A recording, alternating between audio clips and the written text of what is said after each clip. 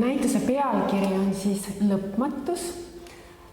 Lõpmatus on väga lai mõiste ja sisaldab väga palju ideid endas, aga see näitus ei keskendu mitte ainult sellele laiale maailmale, vaid keskendub päris suures osas tegelikult piirangutele, mis aitavad meil selles lõpmatute võimaluste maailmas toimetada. Sõnatüüpiatehnikas loodud teosed on minu jaoks selle näituse ettevalmistuse perioodil on nagu esimeseks etapiks. Tekivad siis sellised sinivalged, pruunikasvalged teosed, mis on natukene selline nagu piiratud maailm, sest siiski see koloriit jääb vahemikku sinisest pruunini ja hallikani, isegi võib-olla kuni mustani välja, aga seal ei ole kirkaid värve. Teine osa näituse töödest on kombinatsioon sõnatüüpiatehnikast ja kõrgprindis värvidest.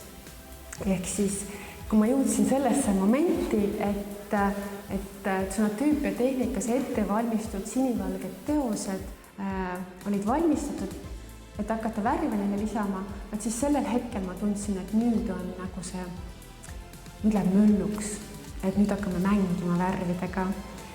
Siis on veel 2 installatsiooni, mis on seotud selle sama malelauaga.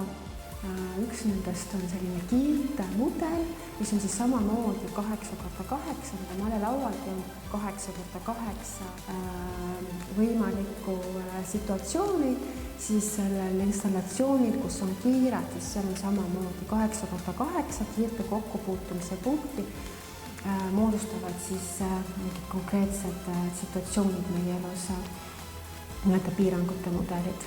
Tärkas selle näituse loomise ajal pähe selline sõnapaar nagu peatuspaik, et loomeinimene, kes korjab sealt vabaduse ja lõpmatuse ideede allikast selle oma idee, suudab selle pakkida teoseks, siis seda ma nimetaksin nagu peatuspaigaks. Näitus on nagu peatuspaik, kus see idee korraks seiskub ja publik, vaataja, lugeja saab käia seda vaatamas ja seda ideed siis endaga sobivuse korral kaasas kanda. Ehk siis näitus kui peatuspaik.